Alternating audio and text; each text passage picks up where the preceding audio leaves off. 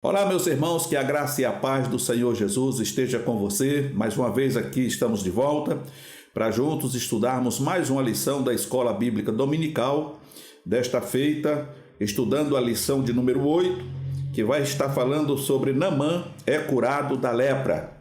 Essa é a lição de número 8, a lição bíblica da escola da editora CPAD, que traz por título o plano de Deus para Israel em meio à infidelidade da nação, as correções e os ensinamentos divinos no período dos reis de Israel.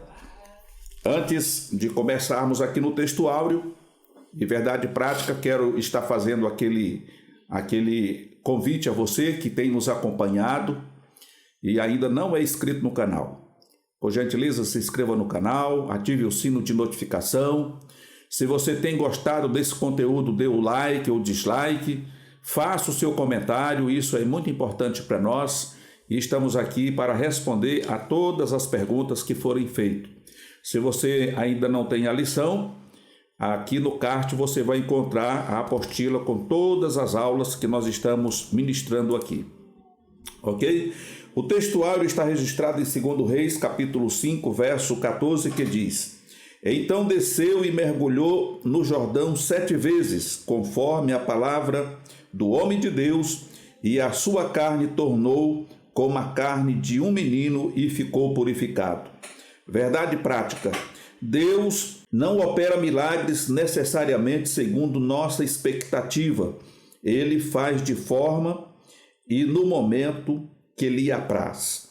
Muitas das vezes nós queremos que Deus faça assim ou assado ou de uma forma ou de outra. Queremos colocar Deus como se ele fosse o nosso servo.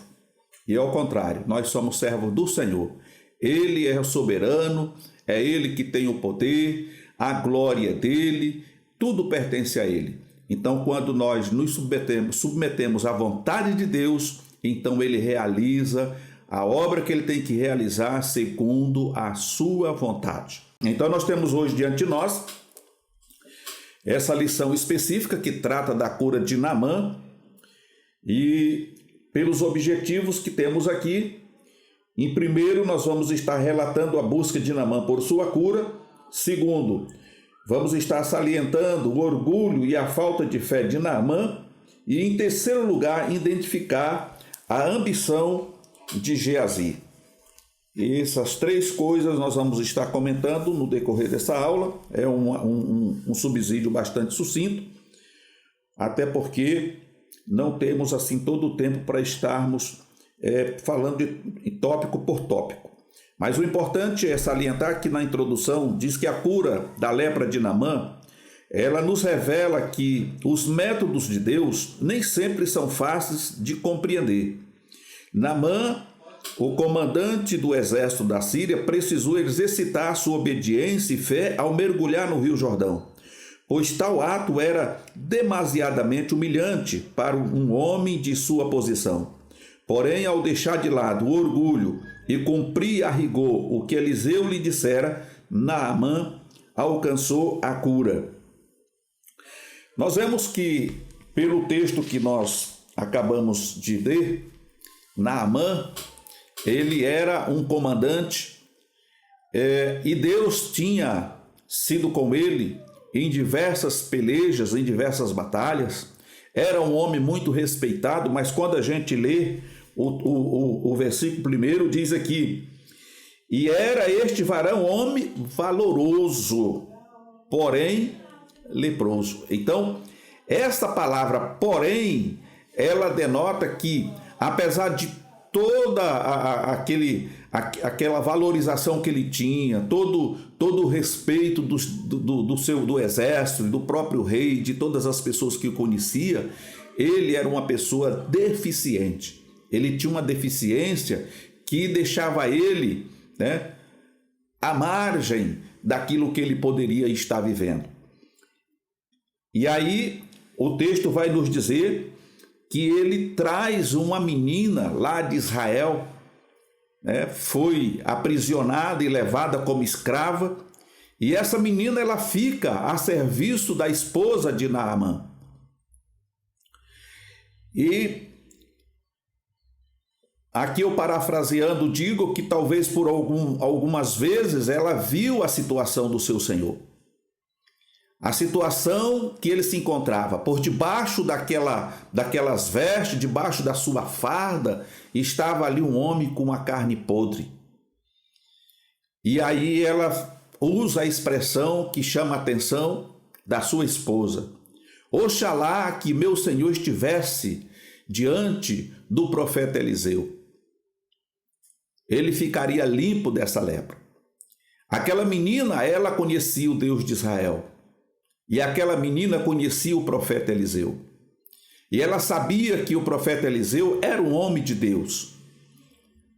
E que o profeta podia operar um milagre em nome do Senhor na vida daquele homem que estava naquela situação, né, de lepra, leproso.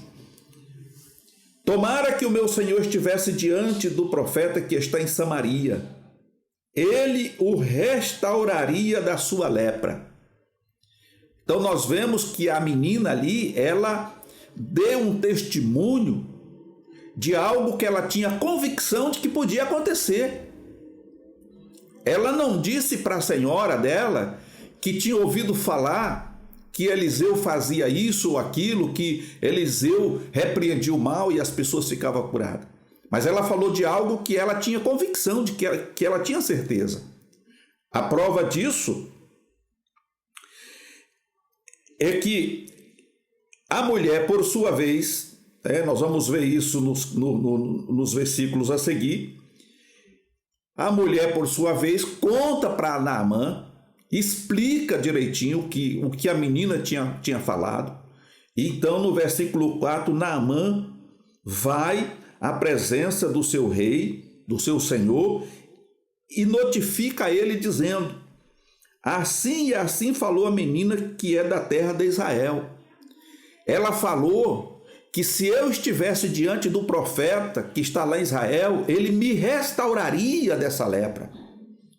Isso é impressionante, porque para a lepra não existe cura, mas ele pode fazer isso. A menina falou isso e falou com muita convicção.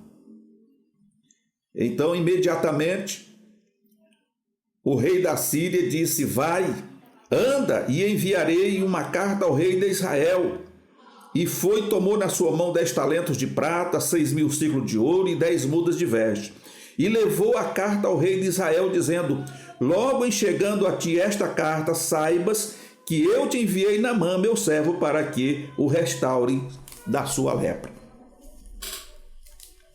O que nós encontramos aqui é um erro de comunicação. Em nenhum momento a menina falou que o rei de Israel restauraria Naamã da sua lepra. Mas, por outro lado, o rei da Síria, ele estava ali valorizando a hierarquia.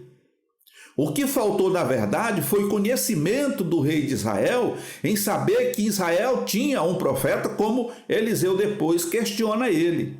Manda ele a mim e saberás que há profeta em Israel. Então, quer dizer, havia ali uma falta de comunicação. O rei de Israel não sabia que o Deus de Israel, o Deus de Eliseu, era poderoso para fazer muito mais, mas pelo contrário, ele toma isso como uma afronta.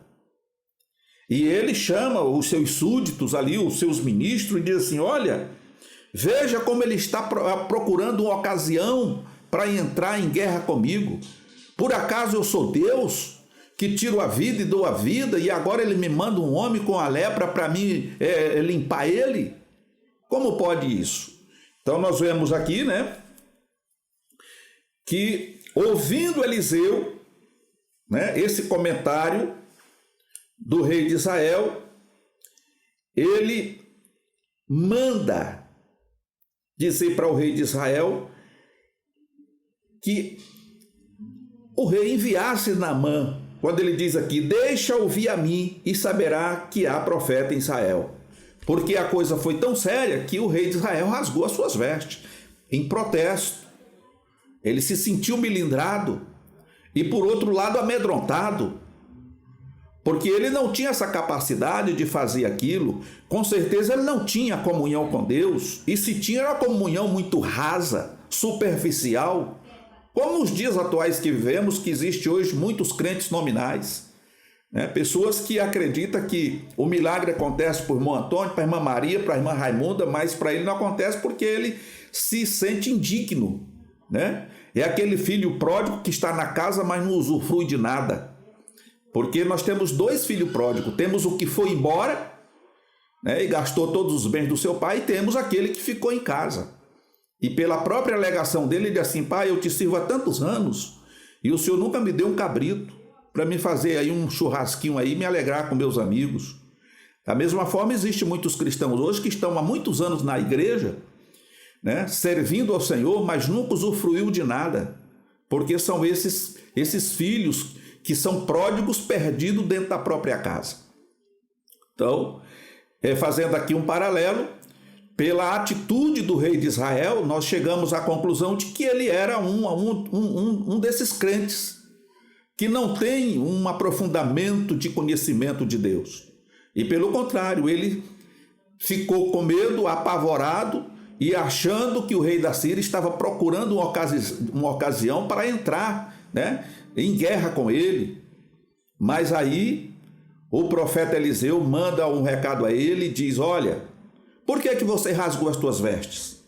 Deixa ele vir a mim, e aí você vai saber que há profeta de Deus em Israel. E aí, um outro ponto que nos chama a atenção, aqui a partir do versículo 9, é que Naamã, com os seus cavalos e com o seu carro, parou à porta da casa de Eliseu. E se você continuar lendo o texto, você vai observar que a intenção de Naamã é que Eliseu ia sair para fora, como aqueles bruxos de antigamente, né?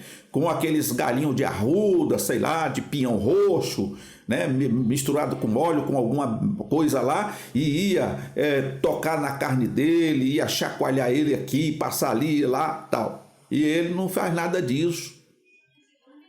E aquilo feriu o ego de Naamã, pois ser uma pessoa muito grande, né, em poder, em autoridade. Então ele achou que Eliseu faltou com respeito com ele, porque quando ele parou na frente da sua casa, o que Eliseu fez? Ele deu uma ordem ao seu servo, provavelmente Geazi, e disse: avisa lá ou fala lá pro comandante, para ele descer até o rio Jordão e mergulhar 7 vezes, e a sua carne vai ser restaurada. Diante desse comunicado que o moço entrega a Naamã, ele ficou muito ofendido, ele ficou com raiva, e ele cita o nome dos rios que existiam na sua terra, que eram rios superiores ao rio do Jordão, e alguns historiadores dizem, né, se não me falha a memória, Flávio Josefo diz que naquela época o rio estava com uma água bastante barrenta ou suja, né?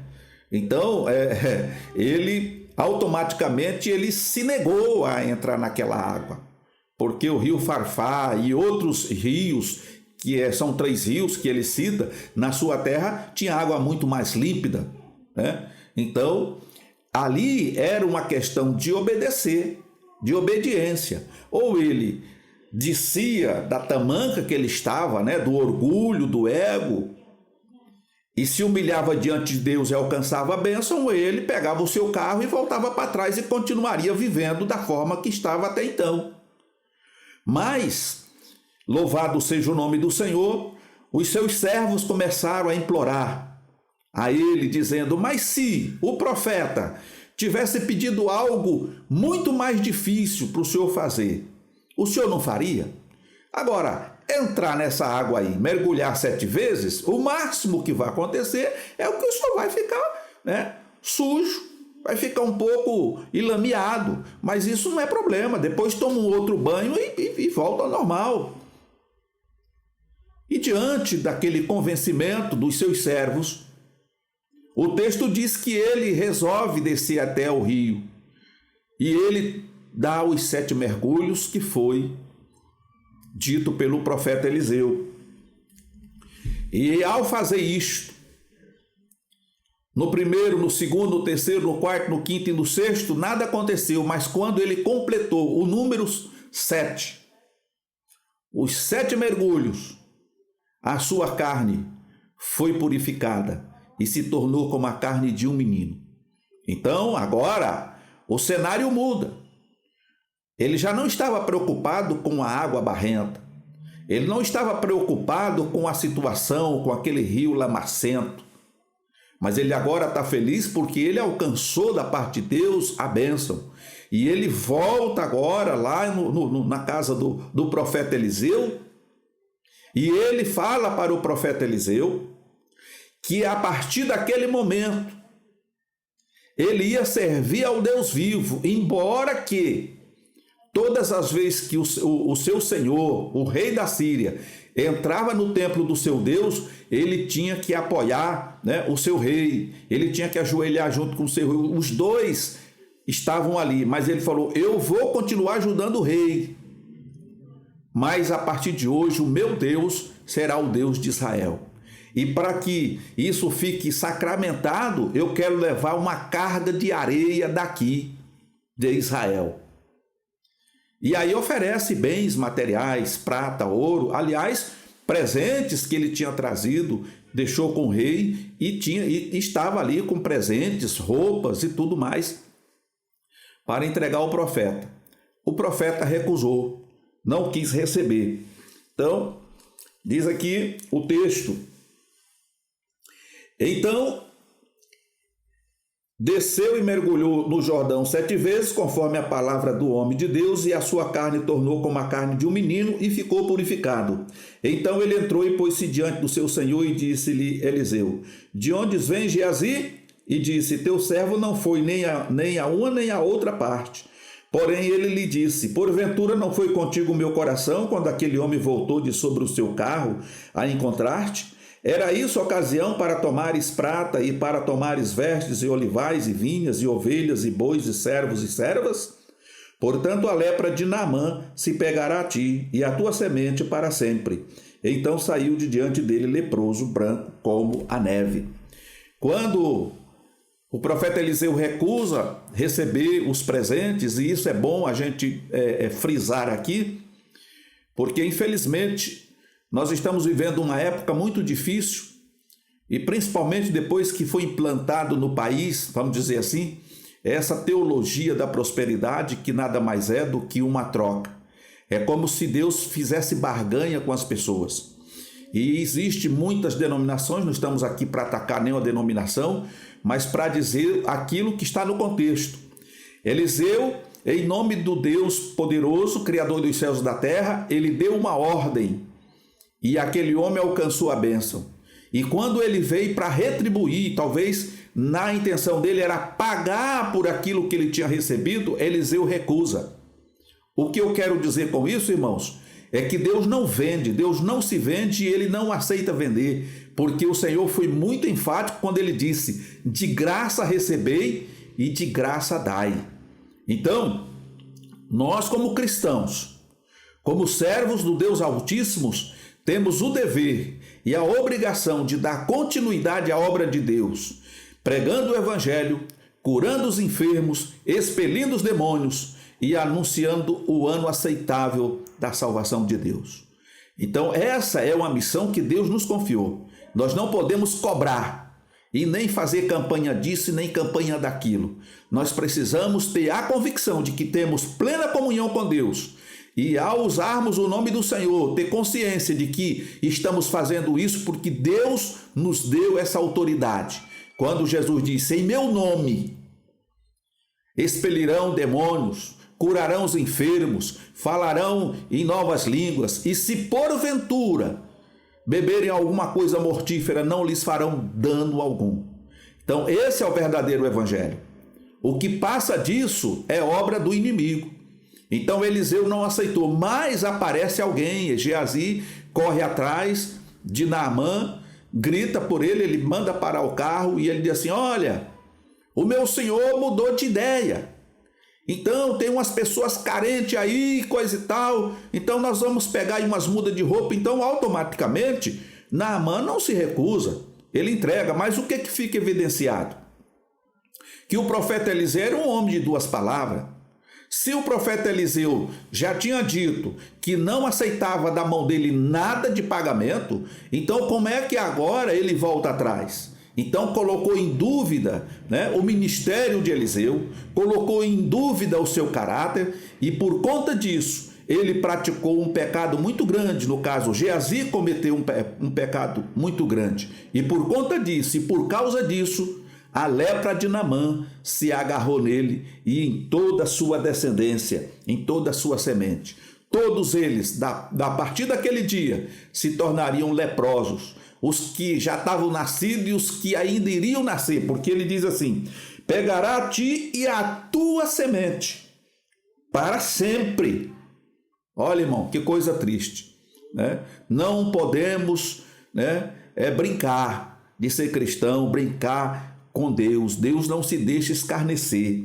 E a palavra de Deus, ela é fiel e verdadeira e é digna de toda aceitação. Então nós vemos nesse relato aqui que a porção dobrada do espírito de Elias estava sobre Eliseu. Eliseu se tornou um obreiro, vamos dizer assim, excelente nas mãos de Deus, aonde a palavra dele tinha peso e valor. E isso traz para nós uma lição prática. Como obreiros na casa do Senhor, devemos tomar, por exemplo, o ministério do profeta Eliseu. Não brincar de ser crente, não brincarmos de sermos obreiro na casa do Senhor, levarmos as coisas de Deus a sério, para que o nome do Senhor seja glorificado.